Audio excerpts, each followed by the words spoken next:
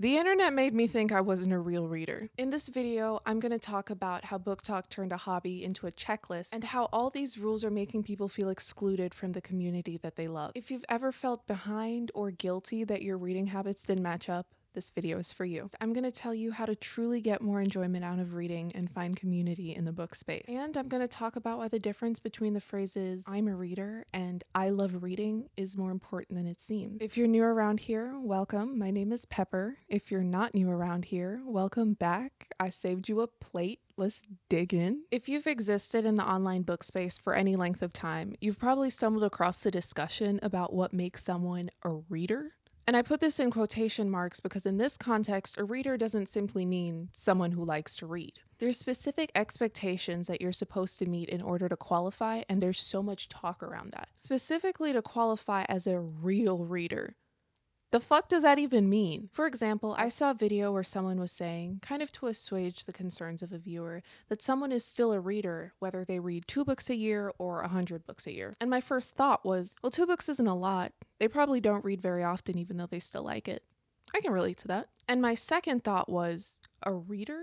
That's a weird way of putting it. If someone told me they were a reader, my first instinct isn't to say, well, how many books did you read last year? That's weird. It's not a challenge. I don't have to vet them. My next sentence is going to be, well, what books do you like to read? We're here to build connection and find common interests and celebrate that with others, not to scrutinize other people's habits and decide whether or not they tick off boxes on a checklist. How many books a year do you have to read in order to be considered a reader? Does reading only one genre count? Only romance? These are real questions that I've seen people ask online, specifically on TikTok. Even not reading a particular genre was something I saw talked about. Are you a real reader if you don't read the classics? An argument could be made about whether or not someone is a well-rounded reader if they only read one genre or niche, but that specification isn't made. It just feels pedantic because we're all here because we enjoy reading. Is that not enough? No, seriously. Why isn't that enough? Let me give you some perspective. I have been reading my entire life. I started when I was 4 and I read books voraciously up until about middle school when I discovered fan fiction. And then it was high school when I started reading regular books again, this time ebooks. In college, I bought an e-reader because reading on my phone screen was giving me migraines. This is one of the best financial decisions I have ever made. Highly recommend. I have the Kobo Libra 2. It is my baby. I love it so much. But up until then, I understood reading as something that I love to do and that other people love to do. I didn't use TikTok much back then, but I knew of the strong community of mostly women who had discovered a love for reading in their adulthood. And when I eventually did check out Book Talk, it completely changed the way I thought about reading, and not in a good way. Among many things that I noticed that were not so great was this weird identity contest of being a reader. And like with any identity online, it's not about having it, it's about proving it. Book counts, TBR lists, hauls, reading vlogs. It's a performance, and even when you're not a creator and don't have to perform for an audience, you still feel inadequate. It's good to be reminded that you don't have to conform to the aesthetic social media has created around reading. For example, I don't buy new books each time I want to read something. I get my books from the public library, and I treat myself to a new book a few times a year when I can afford it. I don't read 15 books a month. I have other hobbies that I love and spend time on, and reading is just one of them. And for a lot of people, that number is unrealistic because they have work and kids and school and other responsibilities. It's also okay if you do read 15 books a month. Do what makes you happiest. You don't have to do anything for anyone.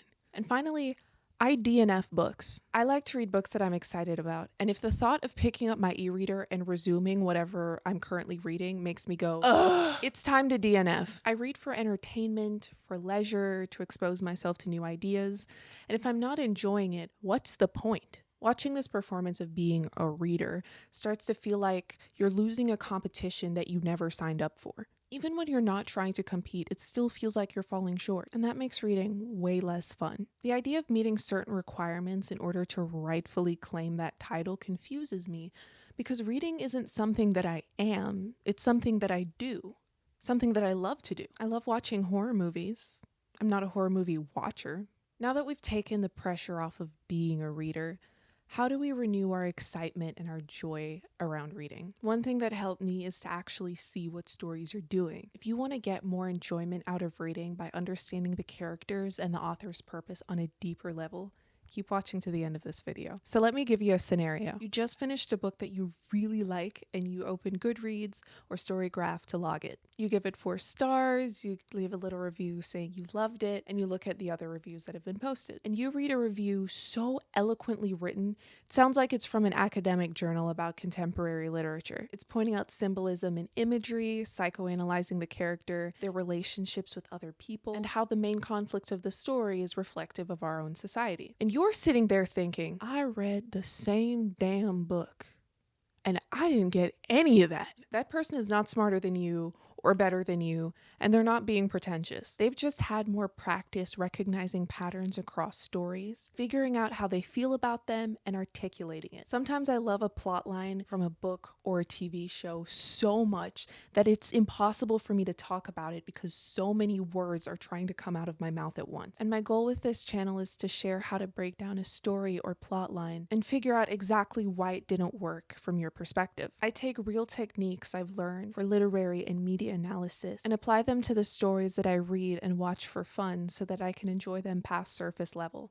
Because it is that deep. Even if something is written purely for entertainment, I still find fun in picking it apart, recognizing the things that I liked and didn't like and why. It has deepened my relationship with reading, helped me make better recommendations, know why a particular story didn't resonate with me, and makes conversations with other readers way more fun. So if this is something that interests you, you should consider subscribing. We crave identity because it creates belonging. It defines us, our place in the world, and the people we call our peers. But if we're dividing ourselves unnecessarily with the same tools that we use for community, it's no longer about belonging, it's about competition. That's why it makes more sense to me to make the declaration, I love to read, rather than I'm a reader. If you are someone that has felt pressured to fit a particular definition of what's a reader, or felt as though you're inadequate as a reader because your reading habits don't look like another person, I invite you to join me in saying, that's stupid. The only requirement to be a reader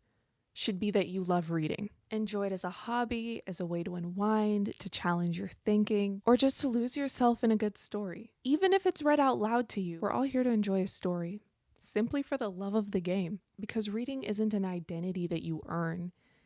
It's an activity you enjoy. If ever felt boxed in about what a reader is supposed to be or look like, I want to hear your story. Drop a comment. What is something that has helped you to reconnect with reading? Around here, I share my take on stories that resonate with me, mostly from books because I read a lot, but also from films, TV shows, and real life. I love a good rabbit hole. And if you do too, you'll feel right at home here. You'll find my Instagram below if you want to follow me and see what I'm watching or reading in the moment. And I'll see you next time.